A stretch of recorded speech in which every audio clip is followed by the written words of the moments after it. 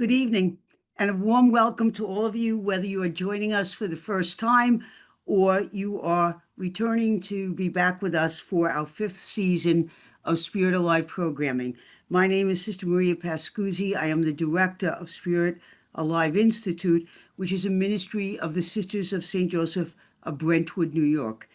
Thanks to the generosity of my congregation and donations from our participants, we can bring these programs to you free of charge as a service to you and your communities. Before we begin, I have a few announcements. Some of you have been calling and writing about links, so let me apologize first of all. We had someone doing the registration forms for us this year, different than last year, and that has resulted in two different lists. So I think 65 people got a link last night. Everybody else, including the 65, should have gotten it tonight.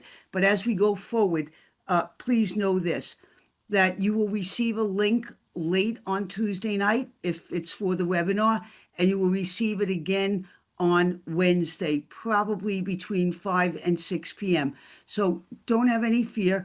And if you don't receive a link for some reason, you can always write to Spirit Alive at csjbrentwood.org, and we will be able to send you a generic link. So sorry about that. If you need closed captioning, please look for the CC button on your computer or your laptop. I think it's, your iPad. I think it would be on the top, and you can have that option. You can go back and listen to any presentation of Spirit Alive, either the mini courses or the webinars. We record all of them. But please, you have to be patient. It takes about 72 hours for our tech, Matthew, who's with us tonight, to be able to edit it and then get it uploaded into the YouTube website. And it remains there in a library, so you can use it in a parish or in a discussion group or with whomever you want. If you have questions or comments, you can submit them throughout the presentation by using the chat box. When our speaker concludes his presentation tonight, he will answer as many questions as possible. No question is too simple, or feel free to comment. Finally, if you'd like to donate, please go to the Spirit Alive page and follow the directions. I'm grateful for all your donations, no matter the amount. Tonight, we begin a webinar series about artificial intelligence, a technology that arouses curiosity and stirs fears. This past Sunday, Thomas Friedman, in his op-ed article in the New York Times entitled "The One Danger That Should Unite the United States and China," said this of AI. "It will spread like a steam vapor and seep into everything. It will be in your watch, your toaster, your car, your computer, your glasses, and your pacemaker, always connected, always communicating, always collecting data to improve performance. As it does, it will change everything about everything." One AI expert, quoted by Friedman, noted that in the not-too-distant future, we are going to find, quote, "that we have not merely birthed a new tool, but a new species, the super intelligent machine. It will not just follow instructions, it will learn, adapt, and evolve on its own, far beyond the bounds of human comprehension." As we all now recognize, AI is no longer the stuff of sci-fi movies and books, but a defining force influencing politics, business, education, and healthcare. Like many transformative technologies, AI carries immense potential for both benefit and harm, and its impact depends entirely on human intent and oversight. During this webinar series, our presenters will consider the impact of AI on us and our world. But for many of us, myself included, a more basic set of questions need to be answered first. What is AI? Where did it come from? Why is it important? To help us answer these questions, we are fortunate and honored to have with us tonight Professor Brian Greene, the Director of Technology Ethics at the Markkula Center for Applied Ethics at Santa Clara University, Santa Clara, California. Brian teaches AI ethics and space ethics in Santa Clara University's Graduate School of Engineering.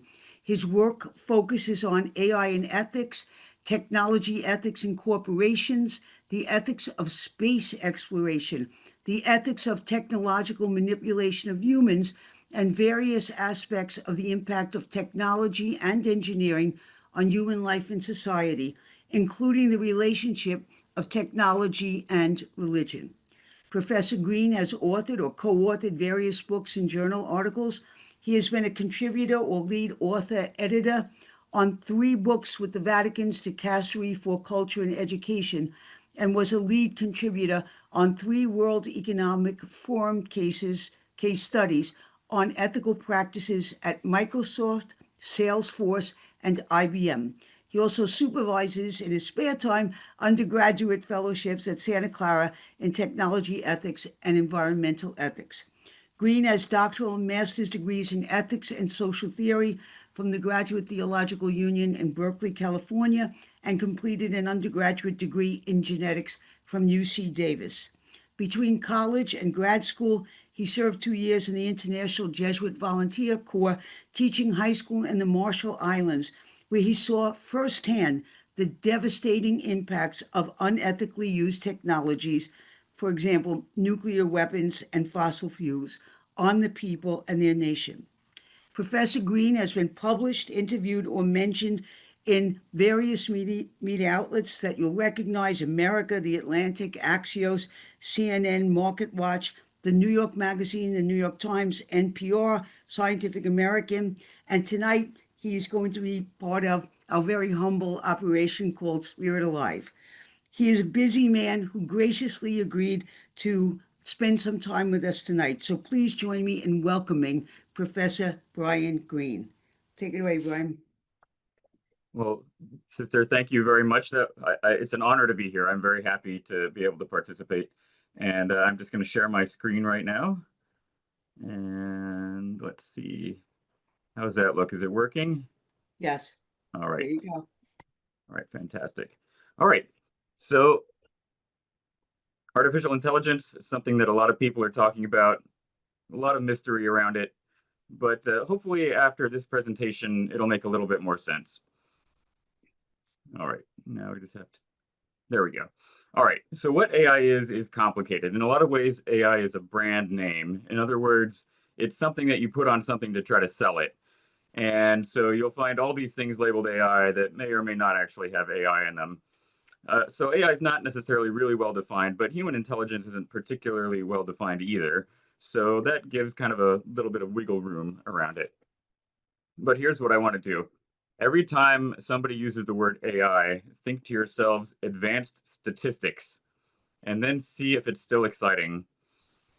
So artificial intelligence in a lot of ways is just advanced statistics. It looks at some sort of object or text or something out there, some set of data, whatever it is exposed to, and it tries to figure out statistically what's going on there. And we'll talk a little bit more about that as we go on. Despite this, deflationary approach to it, where you can just say, oh, AI, advanced statistics, it still might be one of the most powerful inventions humans ever make. So back in the 1960s, computer scientist Irving J. Good said it might be our last invention. Last invention could be thought of in 2 ways. Either it's the last thing we invent because then AI invents everything after that point, or it's our last thing because it's the end of the world, which is a bad thing, of course. So the other thing we're going to get into tonight is some of the ethical implications of this technology, because I'm an ethicist, so it's always ultimately, how does this impact people in society? And the other thing about AI is that it's developing really, really fast. All right, so this is our outline. We'll look a little bit at the history of AI. We'll look at what AI is, what AI does, and then why is that important. All right, brief history of AI. Math, all the math that ever has been done by humans has contributed, of course, to all the mathematics that we know today, a lot of which is involved in computers and the way AI operates. I'm not going to go over the entire history of math. I just want to pick out a couple funny instances from history that are relevant to the Catholic Church. So, for example, back in the 1200s and very early 1300s, there was a fellow named Raymond Lull. He's now considered to be blessed. So he's on his way to sainthood. Back in the late 1200s, early 1300s, he really wanted to go evangelize Muslims in North Africa. But whenever he went there, they said, "You're not very impressive. You're just one of those backwards Europeans. You don't know anything." They would beat him up and stick him on a boat, and he would have to go home. So he said, "I'll show them. I'll come up with something so sophisticated and amazing that they will never be able to say that I'm a backwards European." And so he spent decades working on this magnum opus, which consisted of spinning wheels and sliding charts and books. And he basically invented a paper computer. He explored computational theory, combinatorial mathematics, and came up with what he thought was something where whenever you would ask him a question, he would be able to go to his reference charts and wheels and computer, do all the necessary motions, and it would give an answer. And so he went back to North Africa shortly before he died and showed this to everyone there, and they beat him up, stuck him on a boat, and sent him home. Sad story, sad ending to a story. However, he ended up revolutionizing a lot of areas of mathematics, particularly the beginnings of computational theory and combinatorial mathematics. Also, he essentially made a paper computer, which is worth thinking about because the processor consisted of spinning a wheel around, and the database consisted of a book that you would open, or various books. All right. Next thing, medieval priests rolling things down inclined planes. You say to yourself, well, what's exciting about that? Well, they discovered that laws govern motion. It's one thing to have geometry, where we know that we can measure natural objects in reality. It's another thing to realize that there's algebra in the very equations of the universe itself. And so this idea of the book of nature became really important at this point, where people said, oh, nature has something written into it that we can find. We don't just have the book of scriptures, revelation from God. We also have God's creation that we can also read if we just figure out how to read it. This was the beginning of the scientific method and the mathematization of physics. And that is extremely important for some of the other developments that come along. Now we're going to skip way far into the future, although still in the past. So back in 1837, a guy named Charles Babbage and his collaborator, Countess Ada Lovelace, created the first general-purpose digital mechanical computer. Now they designed it, they figured out the entire way to produce the thing, and unfortunately they discovered that they did not have adequate mechanical engineering techniques at the time to actually create it. So they basically came up with the entire thing in theory, but couldn't actually do anything with it in order to actually produce it. But Ada Lovelace actually did something really remarkable, which is that she figured out how to program a general computer. This is extremely important for, of course, the entire rest of technological history. The idea of a computer program is basically something that she explored and figured out how to do in a general computing system. 100 years after that, we have a guy named Claude Shannon, who is an MIT master's student. His master's degree is probably the most important master's thesis that was ever produced because he figured out how to put logic into electronic circuits.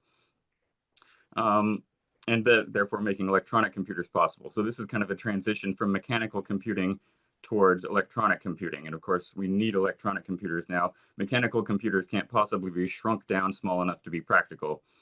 But his idea, which is that you could set up an electronic circuit that says, various logic functions and or not, those sorts of things, are the fundamental way that circuits are designed even today. In 1956, at something called the Dartmouth Workshop, the phrase artificial intelligence was coined. They basically put in a grant proposal and said, hey, let us get our friends together and we'll figure out how to do artificial intelligence. We'll probably figure it out in a couple of years. And so they had this meeting. They're very excited about it. Some of the most brilliant minds of the age came together. They made a little bit of progress, but then something happened, which happened regularly in the history of, the last 70 years of AI history, which is that you go through an AI winter where lots of things don't happen for a long period of time. So there was an AI winter shortly after that. Then there was an AI summer where computers started developing more. Then there's another AI winter where we realized that computers weren't good enough then. And so these sorts of things keep developing over time. Eventually, we've reached the kind of maximum summer right now when it comes to AI, where the AI is actually really working in a lot of ways. We'll get to that in a moment. So what is AI? What are some definitions? I already said it's kind of ill-defined. It's more like a brand name in a lot of ways, but there are ways to actually define it. So for example, the Dartmouth workshop gave this definition. The artificial intelligence problem is simply one of making a machine behave in a way that would be called intelligent if a human were so behaving.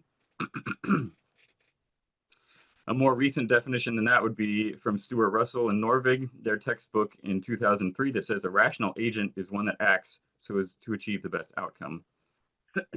Excuse me, I have just recovering from a cold.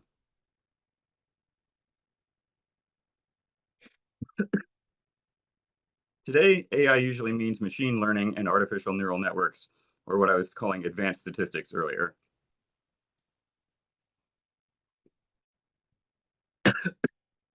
Machine learning means that a computer program finds patterns in data without being explicitly programmed how to do that. Now, how do you do this? One way is through deep learning. Deep learning takes complex algorithms with lots of things called neurons in them. You can think of them as being statistical blobs. And they're in many repeated layers. And one way that you can think about neural networks is that they're not so much programmed as they are grown.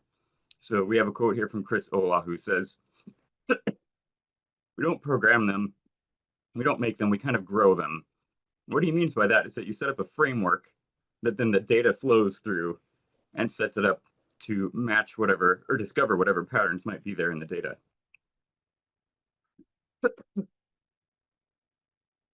Pardon my coughing.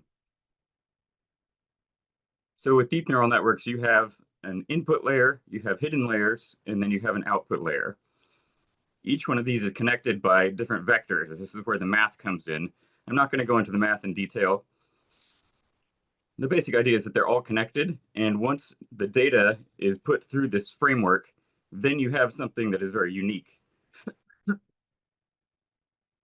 All this has to be run in a data center with an enormous amount of electricity running through it. So the environmental impact is significant.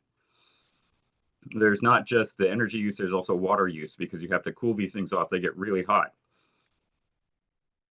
So all these things come together. Chips, data, algorithms, and people. So we have Jensen Huang up here showing off the latest NVIDIA chip.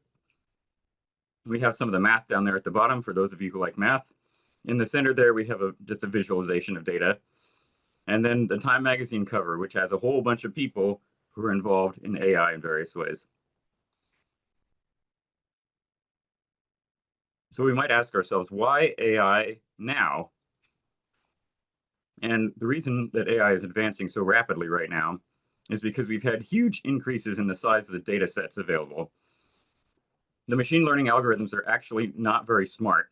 They require vastly more data than a human requires in order to learn something. If you show a kid a car or a boat or a flower, they suddenly get what a car or a boat or a flower is. But if you show it to an AI, they might need to see thousands or even tens of thousands or hundreds of thousands or millions of examples before it can really grasp what that kind of concept really means. We've had huge increases in computing power. We've had huge improvements in the machine learning algorithms themselves. And when I say huge increases in computing power, this is the reason that NVIDIA is the most valuable company in the world right now. NVIDIA is the most powerful company in the world because they make the most powerful computer chips. And those chips are what make AI possible. If those chips weren't there, the AI simply would not be able to run as well as it does. And we also have the human talent to make these things possible. And the talent has actually spread to AI now. One of the major things that AI companies are doing is they're producing they're really excited about making AI coders or AI programmers, where you can type into the large language model and say, produce code for this. And I have a friend who does this all the time. He tells the AI, I want code that does this. And it takes him a long time to get the code that he wants, but sometimes it comes out just perfect, exactly what he's looking for. And so if you can imagine that AI producing code that then goes back into an AI to produce more code, you can see that there's possibility for a positive feedback loop. Also, all four of these trends are centralizing of power. In other words, they bring power together in places that has all the data? Who has all the data? Only people who can collect that much data. Who has all the computing power? Only places that are wealthy enough to buy those chips. They're really expensive. How do you get those machine learning algorithms? You need to have people come up with them. And so that requires a talent. And so we've heard in the last few weeks examples of Mark Zuckerberg, for example, trying to hire people for $250 million to work for 4 years at his AI company, or what they're doing inside Meta to work on AI. Of course, with great power comes great responsibility. That comes from Spider-Man. Or, of course, you can appeal to Christianity and say, to whom much is given, much is expected. All right. One of the very fascinating things that happened with AI just a few years ago, I think this is 2018, I'm not quite sure. But basically, what happened was the game of Go is extremely complicated. And DeepMind, which is a lab that's now owned by Google, came up with a way to beat humans at Go. And this came as a shock to everyone because chess had been figured out, back in the 1990s. Computers have been better than humans at chess for, 30 years now. But with Go, this was a new thing. Go was supposed to be too complicated for a computer to handle, but DeepMind proved that it could be done. All right, now I want to show a little bit about how very, very different computers are, or specifically AI, is when it operates. So this is a computer vision thing. There's a paper also from 2018 called The Building Blocks of Interpretability. You see a picture of a bird sitting on a chain, and you might ask yourself, what does that look like if an AI were looking at it?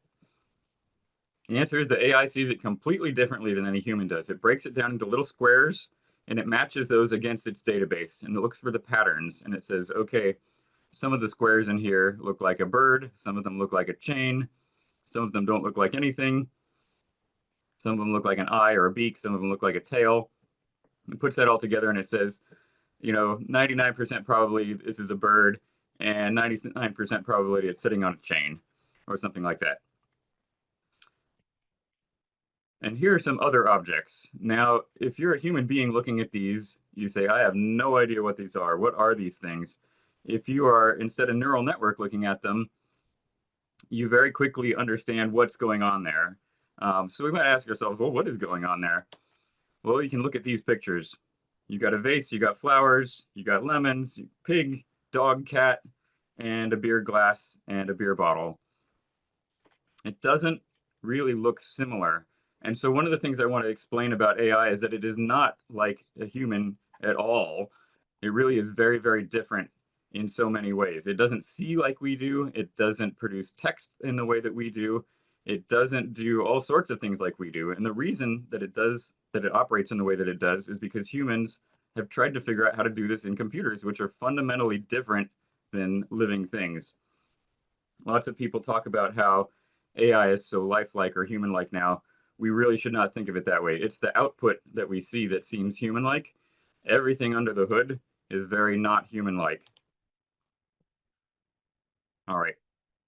2019 paper, which I also like to use to try to explain neural networks, is a paper called Activation Atlas. And it basically says, if I show a picture to a neural network, which neurons in the network actually are involved in interpreting what that is? And what they discover, of course, is that only certain neurons activate depending on what they're exposed to. If you showed a picture of fruit, then you'll see certain things that look like fruit, whether it's a watermelon or an apple or things like that. Various colors show up in different places. And then based on which neurons activate, the machine will tell you, it looks like you're looking at a bowl of fruit. Now, one of the funny things about neural networks is that they also fall for optical illusions in ways that humans would never fall for an optical illusion. So in these two pictures, on the top one, we have 91% chance that it's a gray whale. So the neural network looks at it and it says, that's a gray whale. I recognize that. I've seen this picture before in my data set. And of course, it's not actually talking to itself. It's just doing calculations. But it recognizes that as matching in a statistical way with images it's seen before of gray whales. Now, if you take a baseball and you stick it in that picture, it's very unlikely that anywhere in the data set has it seen a picture of a baseball mitt with a baseball in it next to a picture of a gray whale. And this causes great confusion in the neural network. And so it says 67% chance that is a great white shark. And you say to yourself, how could that possibly be a great white shark? It doesn't look anything like a shark. I mean, it still has a fin sticking out. That makes sense. But what there is making it look like a shark? And the answer is the stitching on the baseball looks like teeth. And because one of the distinctive things about sharks is their teeth and their, many rows of teeth in their red gums, white teeth in their red gums, it looks at that and it says, okay, those are teeth and there's a fin, it must be a shark. And so this kind of confusion we should recognize once again as something humans would not fall for this. We recognize what's going on here. The neural network is not that smart. Although they are getting smarter, I should say that. This is one of my favorite ones from a couple years ago. There's the dog or muffin example, where you have blueberry muffins and chihuahuas for the most part. And you look at them and you say, oh, wow, some of those chihuahuas do kind of look like blueberry muffins, and some of those blueberry muffins do look like chihuahuas. But it turned out this is one of the hardest things for this neural network to figure out. It just could not tell the difference between chihuahuas and blueberry muffins. Right next to it is the turtle example. This turtle example is actually interesting because in only one of these, let's see, how many images do we have there? We have 24 images there. It only classified one of them as being a turtle. And it classified, 5 of them as being something else. The others, it all classified as being rifles. And you ask yourself, a turtle doesn't look anything like a rifle.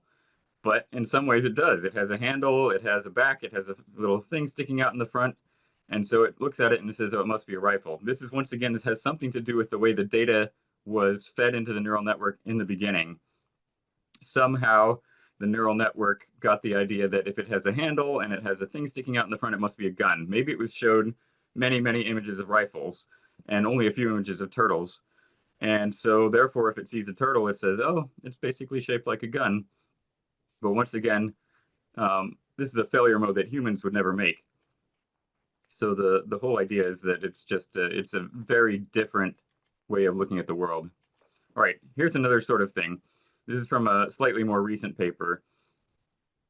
So if you look at this chart, you have an apple on one side, you have going down from the top, Apple computer, you have a mug, you have a dial telephone, and you have a potted plant. But if you put a label, and if you let the machine look at those, it'll recognize all of them very easily. However, if you then put a label on top of it that says iPod or library or pizza, then it becomes very confused, and all of a sudden it decides that that object is what the label says it is. Oh, the apple is obviously an iPod, or the apple is a library, or the apple is a pizza. And so you said to yourself, humans would never fall for this. Why does a computer fall for it? That's just the way it's built. All right. And of course, you can get some pretty humorous things out of this too. If you tell it, and this was once again from a couple of years ago, things have improved since then.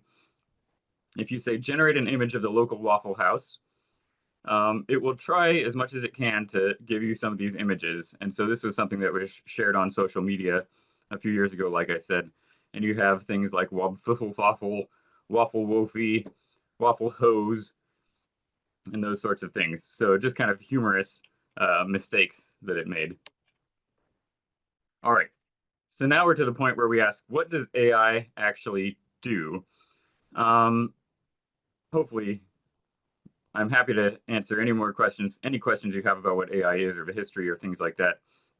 We're going really fast, so I'm happy to take questions later. Please put your questions in the chat. I'm very happy to look at those. But as we're moving along, I think we'll get a little bit more idea of what AI is doing by asking what it actually does. So AI is something that's called a general purpose technology, and that way it's like electricity or fire. Fire is something that humans invented like 2 million years ago. We discovered how to get fire, how to use it for things, how to start cooking food. We discovered how to make fire. And we're still figuring out things to do with fire even today. You know, internal combustion engines were developed not that long ago. And we're developing all sorts of new exciting things with fire even now.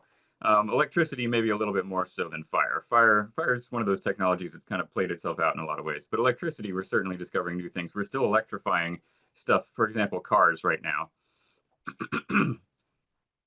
What does AI do? It can do data analytics, it can do natural language and processing and generation, vision, sensing, sound recording, robotics, self-driving vehicles, navigation, prediction and forecasting of things, art generation, and so on.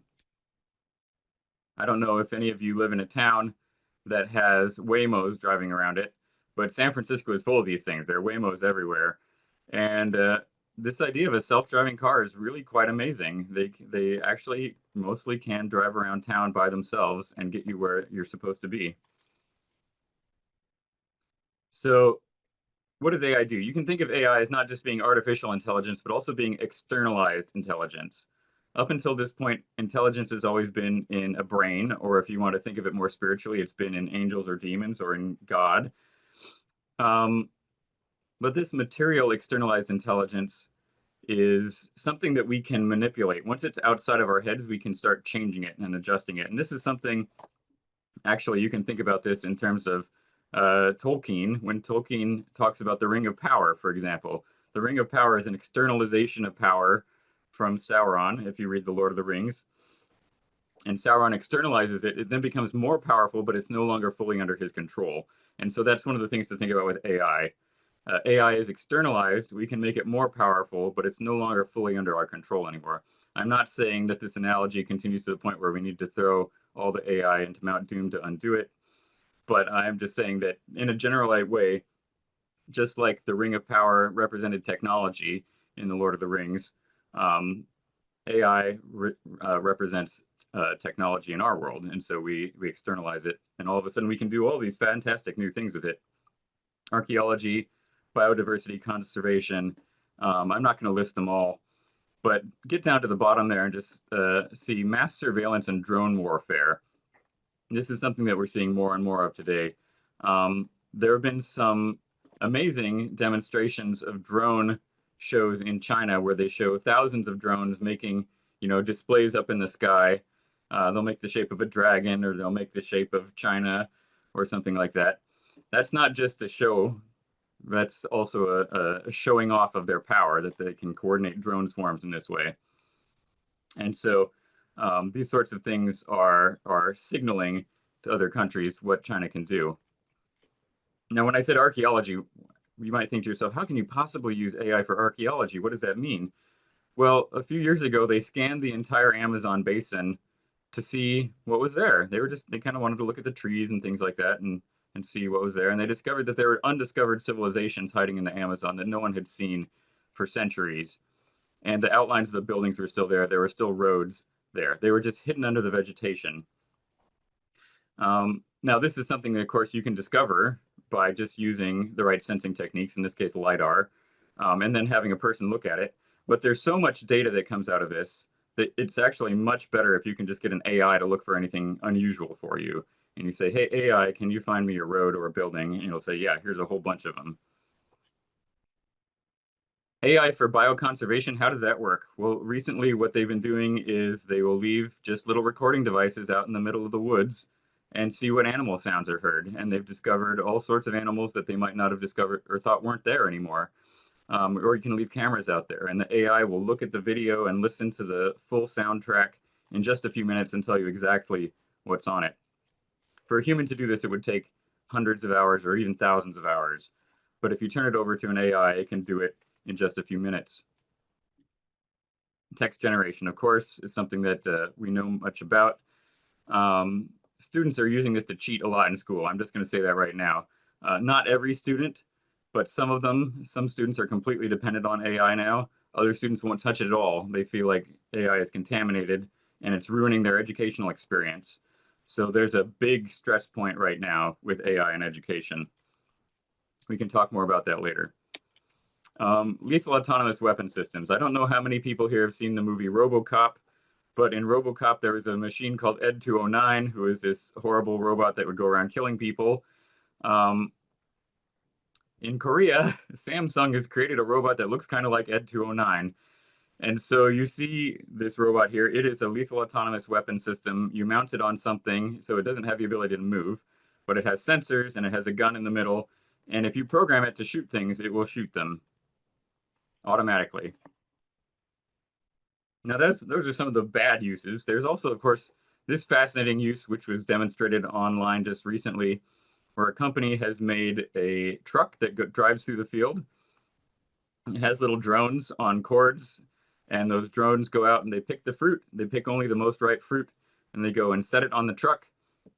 And by doing that, they go through the field day and night, 24/7, and pick all the fruit when they're just perfect for getting to market at just the right moment. And it's really quite amazing. So that's some of the things that AI does. AI does, of course, even more things than that. It's extremely involved in the media ecosystem, for example, with social media. But we might start asking ourselves, so why is AI so important? And hopefully some of those things that I just showed you make it obvious why AI is important. But in general, what's going on with AI is that it's making things more efficient. You get more resources at lower cost. So you get gains in efficiency everywhere. So there's a guy named Dario Amodei. Dario Amodei works for Anthropic. He's the CEO of Anthropic. He and his sister founded it along with several other people who left OpenAI because they didn't think OpenAI was doing the right thing in terms of ethics. And so Dario Amodei predicts that in 50 to 100 years, or rather, we're going to get something that he calls a compressed 21st century. This compressed 21st century takes 50 or 100 years of advancement and it squeezes it down to just 10 years because AI can move so fast. If you have the computer power to run it and you have the right people producing the right things, then you can get vastly swifter advance. And so you might think to yourself, if you remember Star Trek, are we going to get into a kind of a Star Trek economy where everything is just so inexpensive and freely available that it's post-scarcity society? This is what some of the utopians are thinking could happen with AI. So AI is eventually probably going to do most of the things that we can do with our intelligence and even improve upon that, do it much better than we can. Already, I would say large language models like ChatGPT or Claude or Google's Gemini or various other things like that, they're already superhuman in some ways. They're superhuman in terms of speed, obviously, because they can produce huge amounts of text in just a few seconds. They're superhuman in terms of comprehensiveness. They know more than any human could ever know. And they're also superhuman in terms of their ability to imitate things. If you ask them to, write me something in the style of G.K. Chesterton, they can actually do that. And I've experimented, and it's actually not too bad. It's not great, but it's not too bad either. It's better than I could imitate G.K. Chesterton. This is both good and bad at the same time. People don't always use their intelligence for good things. And so we should expect clever uses of or clever uses of AI for evil to expand rapidly in the future. So, for example, very detailed fraud. And I just want to talk about fraud for a second because that's something that I think everybody should be warned about. Generative AI is a huge fraud risk.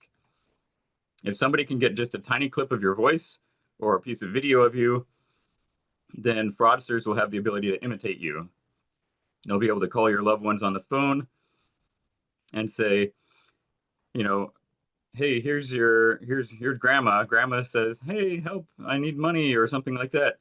And please, send this amount of money to this bank account and, then I'll be fine. We should expect this to happen more and more. This is already happening in some cases. There's been a case of corporate fraud where someone at a company thought he was doing a Zoom call with his, boss, and his boss said, transfer money to here, and he transferred the money. And it turned out to be fraudulent. They lost, I think, $1 million or something like that. And of course, this is going to become easier and easier. So what you should do is you should really not talk to strangers on the phone. They could be recording you to get your voice. You also need to talk to your family and friends and figure out what are some things that only we know that has never been recorded by anyone online. That way you can tell if the person's real or not. You can say, hey, grandma, remember that time we went here? What happened? And then you'll be able to say, oh, this is not grandma. Or if it is you, then they'll actually know it's you. But probably want to go through a few questions like that just to make sure. All right. And so this real question arises, how do we know it's real or fake? So we need to start thinking about provenance. Where does the data come from? Generated images and text can be used for misinformation and intentional disinformation, whether it's fraud or attempting to manipulate a population through disinformation, those sorts of things. You need to figure out what the provenance is of that. Where did it come from? How did it get to you? Can you believe that path? Is this trustworthy? And fictitious content is being produced very rapidly these days. We need to know the origin of things, and we need to somehow make sure that we know what's real and fake in a immutable way so that we can really actually trust it. Another big issue is copyright. All of these large language models and other kind of multimodal artificial intelligences. Multimodal means that it does text, it does audio, it does visual, it does all the different things that AI can do. They all have a copyright problem, which is that they went across the entire internet and soaked up a bunch of information, not necessarily with permission from the people who created that information. And so what is the response? Well, people who created those things deserve consent. They should have given permission for it to be used. They deserve credit because that was their work that was used for helping to train the AI. And they deserve compensation. They should get some sort of compensation, especially if the AI is competing with them and makes it therefore, endangers their livelihood. There are currently a lot of lawsuits going on around this, and actually Anthropic just got a judgment against it saying that they have to pay at least $1.5 billion. Anthropic is, once again, the company that Dario Amodei founded. I showed him up there earlier. It's unclear how all these lawsuits are going to turn out, but if you want to think about justice, it seems to me like people who produce the data that made these AIs possible really do deserve to be compensated. Of course, their justification from the AI company side is that the LLM is just reading things like anyone does. But from the perspective of the people who are holding the copyright, they say, no, it's stealing our data. If the LLM is, if the court takes the analogy that says, oh, it's just reading things like anyone, you say, well, why does it have perfect recall? Why does it memorize basically what it's seeing? And if you take the perspective of the people who are having their copyright stolen, then the reason it's doing those things is because it is actually taking their data unfairly. So once again, very important court cases. All right, and so this gets to kind of a basic question or basic comment on technology. Technology is not morally neutral. Every technology includes a purpose, a reason that that technology was made. Technologies are always for something, and those purposes can be good or bad. So a speed bump, for example, forces drivers to slow down. Medical technologies exist for the sake of helping people live longer and healthier. Landmines exist for the sake of killing or injuring people that step on them. And of course, AI exists to extend human intelligence, and it's not only going to be used in a good sense. So Google, for example, just published this paper yesterday, and basically it's a fantastic, really interesting paper that says you can come up with an AI system that tells you how to make better experiments in science, or how to process the information better in science, all these sorts of things to make science more effective. And they've produced an AI that can actually do this. So scientists are going to want to use it. But of course, this can be used for wonderful things, but it can also be used for bad things. Science is usually, but not always, used for good. The Manhattan Project being the prime example of how you can use science and engineering for things that are, closer to mass murder than anything else. All right.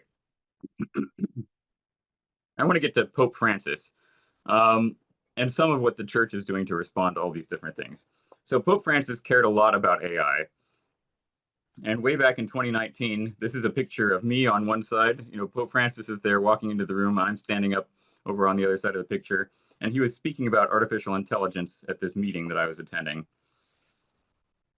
And Pope Francis got interested in AI in kind of the mid 20 teens. He had some people come to him and say, Holy Father, you really need to be paying attention to this. It's going to be a powerful technology. And so he paid very close attention to it. His Jesuit background, of course, helped with that. He was involved in chemistry, so he had the understanding of the scientific side of things.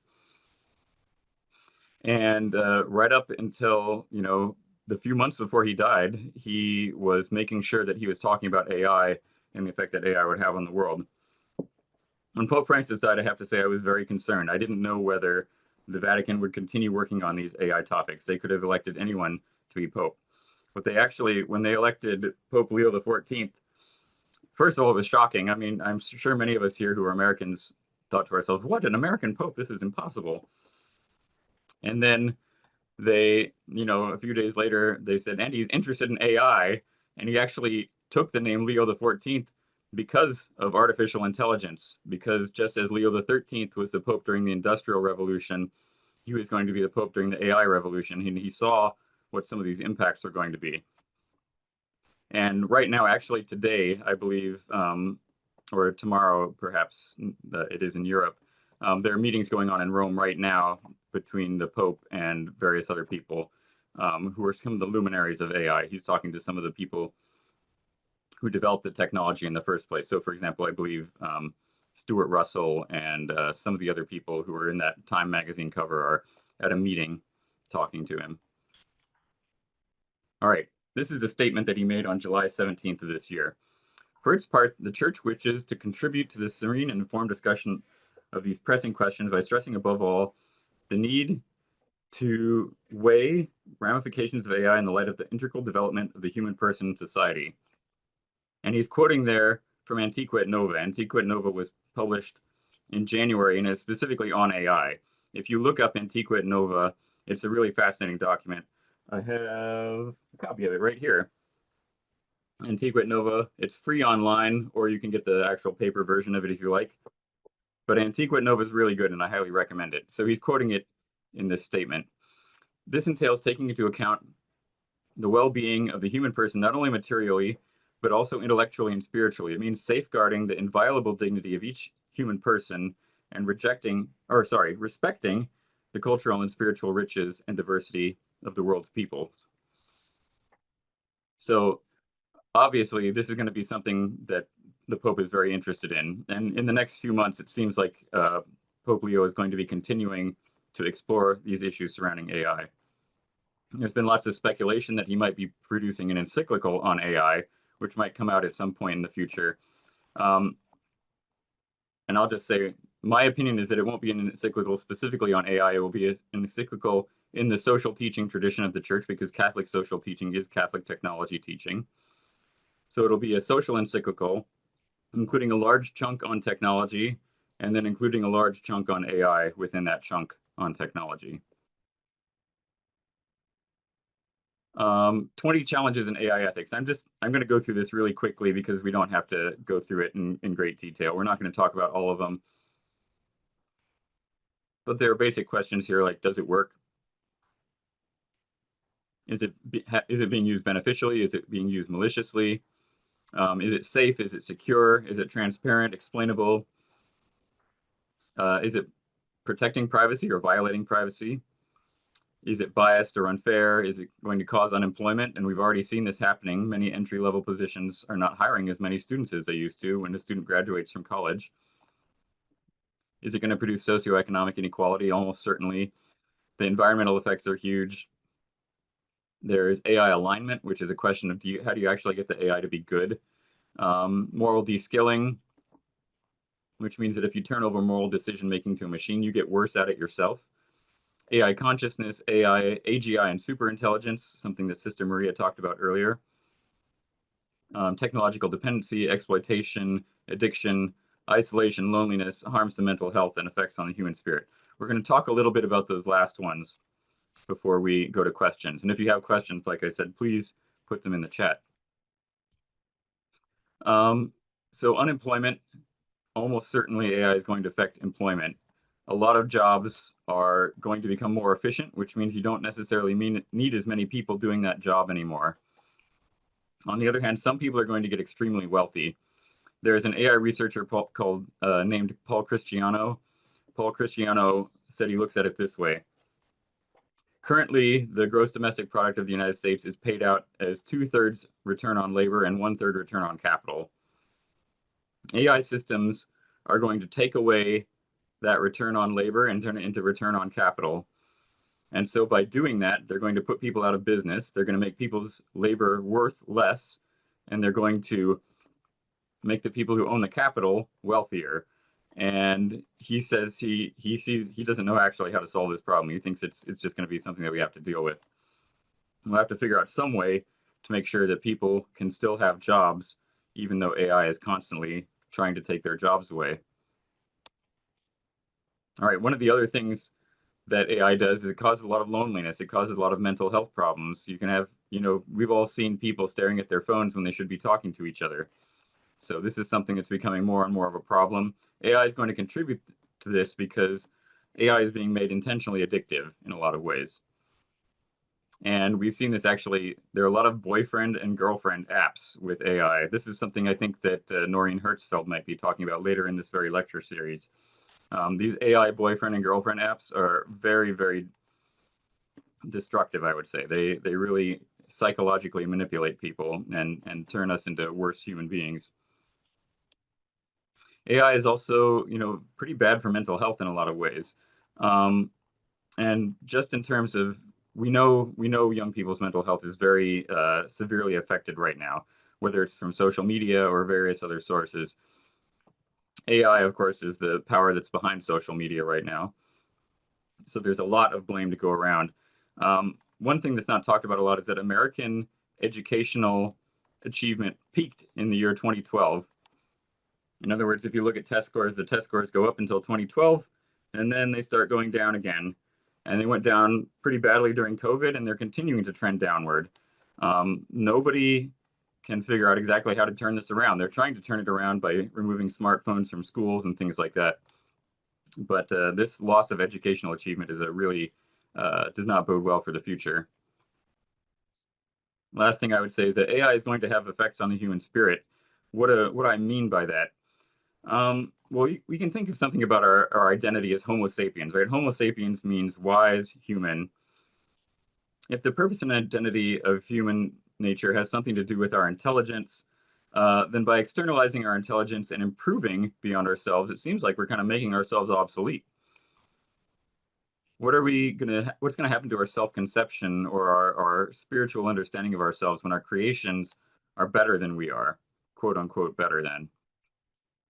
This, of course, gets into questions that are traditionally reserved for philosophy, spirituality, and religion.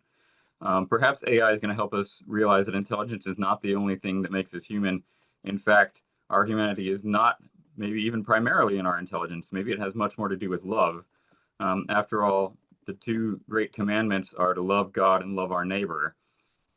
God doesn't say, or Jesus doesn't go out there and say, hey, everybody, be smart. He says, go out there and love your neighbor and love God. This, I think, is a big opportunity for Christianity to remind people about what's really important in the world. Our God is a God of love. We are made in the image of God, and therefore love is actually much more important than intelligence. Intelligence is something that it's okay to externalize as long as we're using it for loving purposes. If we're not using it for those good purposes, then we are making ourselves worse and making the world worse, rather than making it everything better. All right, so what are some of the responses that are going on to this? Corporations themselves have actually become interested in ethics. And of course, we should all be a little bit skeptical of that because their corporate interests will come and go. But I'll, talk a little bit about that in just a moment. Government AI regulation comes and goes. Sometimes they're interested in AI regulation, sometimes they're not. Luckily, they struck from the quote unquote big beautiful bill the little moratorium that said that no states were allowed to make AI laws for 10 years. First of all, it was unbelievable that was in the bill in the first place, and then they managed to get it removed 99 to, I can't remember if it was 99 to 1 or 99 to 0. Various philanthropic initiatives are interested in kind of AI and how to respond to it. The Partnership on AI is a group that brings together civil society and companies to talk about these issues. Many academic initiatives, including the things that I do at the Markkula Center at Santa Clara University. There are Vatican initiatives, including the one that I was just telling you about, but there are actually many more than that. I don't know all the things that are going on at the Vatican. There are just so many of them. And then there's a lot of media work on AI too, of course. These are just two books that I've been involved in publishing. So Ethics in the Age of Disruptive Technologies and Operational Roadmap is meant for people who run companies who are wondering, how do we think about technology ethics in our company? And so it gives a roadmap for how to implement that in a company. a little bit more popular, so that book is very specialized audience, but something that's a little bit more popular, if you have theological interest, I recommend taking a look at Encountering Artificial Intelligence, Ethical and Anthropological Investigations. This is something, it was written by the AI Research Group for the Center for Digital Culture at the Dicastery for Culture and Education at the Holy See. So basically, the Dicastery for Culture and Education came to me and to several other scholars and said, let's put together a group to talk about these issues so that we can figure out what really should we be thinking about when it comes to AI. And Encountering AI is the first book that we published back in 2023. We have 2 more that are coming out in the future. And I just want to give you a heads up on those because you might be interested. One of them is on AI and education, and one of them is on AI and human freedom and agency. So the question, of course, with AI and education is huge. What is the right way to use AI in education? Obviously, we should not be encouraging students to cheat with it, which is what many of them are doing right now. But they have to live in a world that's full of AI. So the question is, how do we get them to understand the right way to use artificial intelligence, especially if AI is going to be changing the world with 50 to 100 years worth of change in just 10 years, which is, basically an inhuman pace of change. And we'll see whether that actually happens, right? That's just one guy's estimate. It's not necessarily the truth. So that's one book. The other book is on AI and human freedom, and it answers the question, or rather it asks and tries to answer the question, if AI is supposed to be empowering everyone, why is it that we feel disempowered by it instead? And so it gets into these questions of, is AI going to be taking freedom away from us?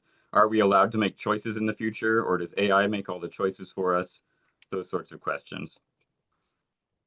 Those will be coming out in the next 6 months. All right. Back to kind of the corporate side of things. Google had AI ethics principles. It changed those principles just earlier this year. But way back in 2018, they talked about working with the Markkula Center and implementing some of our things at their company. What I would say is that I think that AI ethics in corporations kind of peaked in 2023, and it's been going downhill since then. Is it going to go back up again? We will see. But we should look at AI as being both a challenge and an opportunity. Every challenge is an opportunity. And so just to wrap up, I'll say, back when airplanes were being invented, people didn't really know what an airplane should do. And so we had a professor at Santa Clara University named John Montgomery. He was just producing gliders, and he figured, you know what, we'll put a railroad track down the mountain, and the airplane can sit on it, and it'll just roll and take off. That was his idea for how airplanes could take off. He also had this vision that airplanes would be really terrible if they were used in warfare.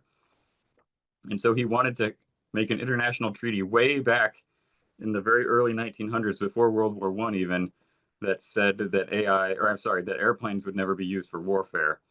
And of course, that never happened. And so, of course, airplanes are used for warfare. But if it had, what a different world, if that treaty had passed, what a different world we would be living in potentially. The other guy on the screen there is a guy named Norman Borlaug. Norman Borlaug was the guy who figured out how to feed billions of people. Specifically, he figured out how to make wheat much more productive. And so wheat is something like 300% more productive than it was back in the 1950s because he figured out how to do that. That was a technological fix. It also turns out that he was a Christian, and he received the Nobel Prize back in the early 1970s. And in his Nobel Prize speech, he quoted the Bible 5 times and was very adamant. Basically, he was trying to feed people because people needed to be fed. So he saw this problem in the world, and he used technology to fix it. And we really should be looking at AI in that way. How can we use AI for good and not evil? And how can we use AI to stop evil also? All right, lots and lots of uses of AI. We've already talked about a lot of them, but I just want to get to questions now because questions are the most fun. So thank you, and I look forward to your questions. All right, I'll stop sharing my screen. Thank you, Brian. There's a couple in the chat box already. In what way does AI affect the environment? So this is a good question. AI uses a lot of energy. So the chips that I was showing you, they're a huge chip. They're the size of a dinner plate, and they take thousands of watts, and you need thousands of these chips. So a really big data center might have 100,000 or 200,000 of these chips drawing, megawatts of power, hundreds of megawatts of power. So there's the energy production in the first place. Is it coming from solar? Is it coming from coal? Where is the energy being produced by? There are a lot of data centers in the Pacific Northwest along the Columbia River because they have hydroelectric power there from the Columbia River. So power is cheap, so they build the data center there. They also use a lot in cooling. So if you build a data center in Arizona, you need to have a lot of air conditioning associated with that. And so very often that air conditioning is going to be also using not just energy, but also water along with it. Mhm. Yeah, and I think let me see, one, two, three, four, five. The sixth presentation in February by Dr. Christiana Zenner from Fordham University is on environmental impacts of AI, hidden costs, and inequalities. So I think we're going to have an entire session devoted to that. Um, I've read that some AI companies are building mini nuclear plants for Mhm. power. Is that happening? Yes. Yeah, short answer is yes. One of the things they discovered is that basically the limitation on AI right now is energy. They need to have more electricity. So Microsoft, for example, made a deal with the 3 Mile Island nuclear power plant in Pennsylvania. They are going to buy energy from that power plant in order to run their data center there. There are lots of places that are just building ad hoc power plants wherever they can, and so by doing that, they are of course contributing to the local environmental degradation. I believe that one of the data centers that Elon Musk was using, he just brought in a bunch of trailers that were basically gas, natural gas generators. And so he has a whole parking lot full of natural gas generators. He didn't even try to use the local energy grid. He just brought in his own energy to run his own, make a power plant basically, and run his data center on that. Interesting. Um, uh, this is a bias in AI. Persons of color, are they misidentified in facial recognition? So this is a problem that certainly happened in the past. Um, Facial recognition's been getting really good recently, and they've been making it much better at identifying people, regardless of what their skin color is. But there was a serious issue with this. This is something that an MIT researcher, actually two MIT researchers, Timnit Gebru and Joy Buolamwini, were working together on a study that was called Gender Shades. If you look at the Gender Shades study, and there's associated, I think that Joy Buolamwini wrote a book about this also. And there's some videos online also describing this, which can be good for teaching, using in classes. Basically showed that facial recognition technology at the time could not identify dark-skinned women. It was really good at recognizing white men. It was pretty good at recognizing white women. It was pretty good at actually recognizing dark-skinned men, but when it came to dark-skinned women, it could not get it in a reliably accurate way. But like I said, a lot of that has improved with time. It's certainly not perfect because AI is never going to be perfect. It's always going to be better or worse. But yeah, things have changed. There's still, but I don't want to give the impression that there's no bias left in AI. AI certainly has all sorts of biases built into it all over the place. It's something that people are going to be fighting with, as long as AI exists, just like they're fighting with it with humanity because we have our own biases. Mhm. Brian, what do you fear most about AI with regard to its impact on humans? Mm. What I fear most is it's going to make us stop thinking. We are going to turn over our thinking to AI because we feel like it's smarter than we are. This is something that already exists. It's called automation bias. The computer tells you to do something and you do it because you figure, oh, the computer can't be wrong. I'll just do whatever the computer tells me. As we move into the future, there's going to be more and more AI out there telling people what to do. And we're just going to be, my fear is that we're just going to become people who listen to AI and don't actually think for ourselves anymore. And this really gets into the question of freedom and agency ultimately, because that turns us into toddlers, where if you have a toddler, the parents constantly telling the toddler, no, don't do that, do this, do that, and we're never going to have to grow up. We're going to be infantilized because AI will be constantly telling us what to do. Mhm. Thank you. Um, isn't AI only as powerful as society allows it to be? If necessary, couldn't data entry be eliminated and declared illegal? And wouldn't that stop AI's potential destructive capabilities? Is there an emergency stop button? Yeah, so the problem here is it's a coordination problem, an international coordination problem, which is that if the US suddenly hit the stop button and said, okay, nobody's allowed to make AI anymore, that's not going to stop China, it's not going to stop Europe, it's not going to stop Russia, it's not going to stop all sorts of countries that actually want to do the US harm, and including not necessarily intentional harm, right? If there's a lot of economic benefits that come from AI, and if we let Germany or France or even our friendly nations do these things, we'll be left behind. Our economy will be damaged by it. Um, so there is an off switch, which is that you just go and cut the power cords going into the data centers. Um, but nobody would do that unless you solve the coordination problem first, which means that you have to talk to China. I saw somebody just posted there about the United Nations. This is something that they can talk about at the United Nations. It's unclear as to whether people actually want to solve that problem yet, or whether it's going to take some sort of big problem before people actually want to try to solve things. Mm-hmm. Couple more. Where is Oracle getting all of its energy? Oh, I don't know the answer to that. So like I said, I know that Elon Musk, for example, built his own power plant basically in the parking lot of his data center. Some of these other data centers are building their own power plants. It's possible that Oracle is doing that too. I'm not sure. Um, or they could just be getting it from the energy grid. That's something that I don't know the answer to.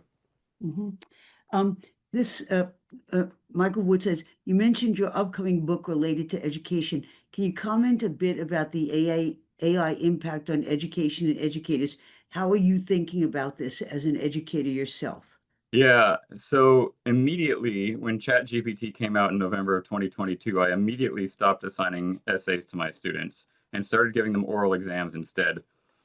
Well, Um, so so the technology is almost it's almost too tempting in a lot of ways. There are a certain number of students who have become absolutely dependent on AI right now. They're using AI for everything, and they're being taught to not think for themselves. Ultimately, that they can't think for themselves. That they need AI, and that AI is going to solve all their problems for them. So we should be prepared for a future where some people cannot handle thinking without AI. We're already kind of seeing that happen with college educated students. On the other hand, there are other students who absolutely hate AI and don't use it for anything and are extraordinarily resentful of the students who are using AI. So we have this spectrum among the students where some are using it for everything, some are using it for nothing, and then you got 60% of the people in the middle who are using it for some things but not others. And it might not be cheating, right? There are ways that you can use AI to cheat. It writes your term paper for you.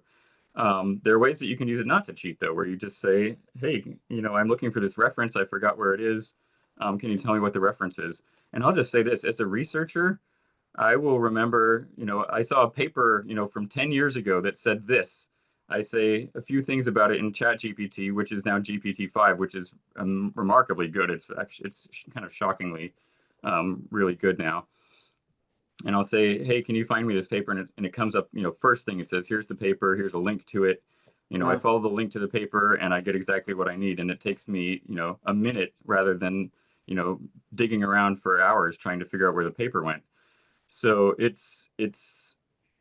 there are right ways to use AI. I'll put it that way. And that, I mean, there's a reason people are developing it. It's because it's really useful. But when it comes to education, we have to establish what the norms are. Every time there's a new technology, it gives us the ability to do new things. And then we have to decide, well, what are the right new things that we should be doing? And what are the wrong uses that we should not be doing? Universities, and for that matter, high schools and grade schools. Grade schools are a little bit better because they're still kind of teaching the fundamentals. But starting in junior high, there's a strong risk of students just becoming dependent on AI and not being able to think anymore. Hmm.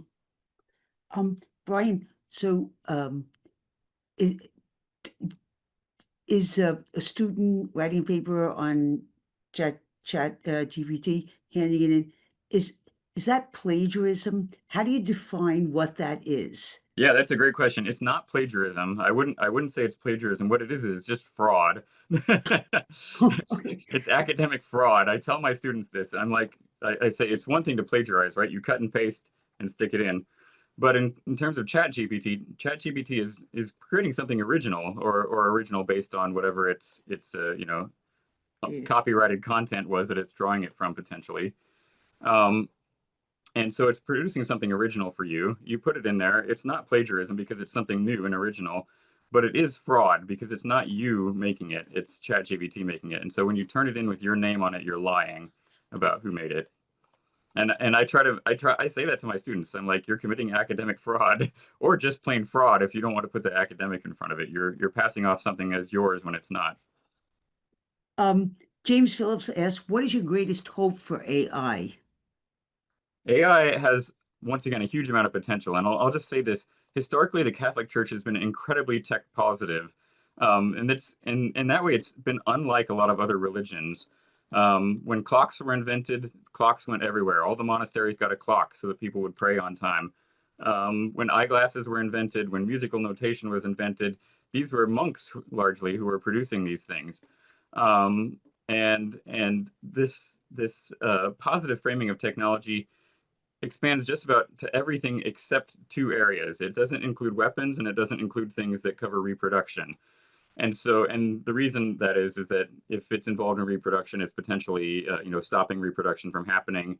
People are good, so don't allow it. Same thing with weapons. Weapons kill people rather than preventing them from coming into existence. So those are the only two areas of technology that the Catholic Church has ever really been opposed to. Other than that, it's been very like make everything you can. And monks have been, I have to say, I've just written a part of a book that's specifically on all the things that monks and sisters and nuns over time have been doing in order to improve technology, and it's quite remarkable. Um, I guess what I would say is that there's a lot of opportunity to protect the environment, to protect biodiversity, and also to improve human health care, and just make things accessible to people for a lot less expensive. I think there are a lot of opportunities, but lowering the costs on things often means lowering wages paid out to laborers, which means you might lower the costs on everything, and then nobody will have money to buy anything anymore because they've all lost their jobs. So it's unclear how this is all going to play out. Mm. Brian, I have maybe a last question. You talked about, Ford. How can we tell the real from the fake? And you talked about, someone can take your voice in a matter of seconds Mhm. and then reproduce that. Okay, fine. What I want to know is when we're looking at images, because you gave a test. So you asked grandma about an event and Mhm. private information. But when you're actually looking at images, is there any way to tell that what you're looking at is an actual human being or an AI generated image? How It's do really difficult now. 2 years ago, it was easy to tell the difference because there would be like seven fingers instead of five on all the you? people, or three fingers. The AI could not figure out fingers, and then they figured out how to solve that problem. So the number of fingers is not reliable anymore. Um, what I do right now is that physics doesn't necessarily work. If it's a video, for example, you might have a picture of a guy holding a rock, and the person he's moving it around like a piece of styrofoam instead of something that weighs 200 pounds, right? Right. So for now, in videos, you can look at it and see that, but for still pictures, it's getting really difficult. There are still some things that are giveaways. Um, so for example, sometimes the glasses kind of meld with the person's head or with their hair. It doesn't look quite right. Maybe their teeth don't line up quite right. Those sorts of things. But it's getting pretty difficult in a lot of ways. Well, Well, it's exactly 8:15, and this has been a really um, wonderful opportunity for all of us to have you with us tonight and to share your expertise. I can't thank you enough for being here. Um, and as we close tonight, in our country and in our world, we've had an incredible day of violence. So maybe we could just end by um, imploring uh, God, the God of great compassion and love, to generate within us peace, to move us away from the hateful rhetoric and the hateful politics that have come into our country, um, and motivated people to act in ways that we haven't seen before. So we make this prayer in Christ's name, and we ask for peace in our own hearts, peace in the world, and for an end to the violence that has really shaken so many people today, especially as we move towards September 11th tomorrow and we remember that act of violence. So, can't thank you enough, Brian.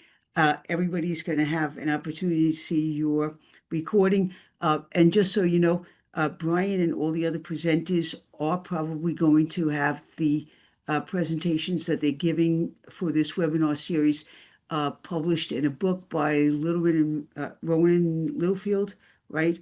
I forget what. Yeah, I can't remember which press. Yeah, but it's going to be produced. So eventually you can get a copy of everything.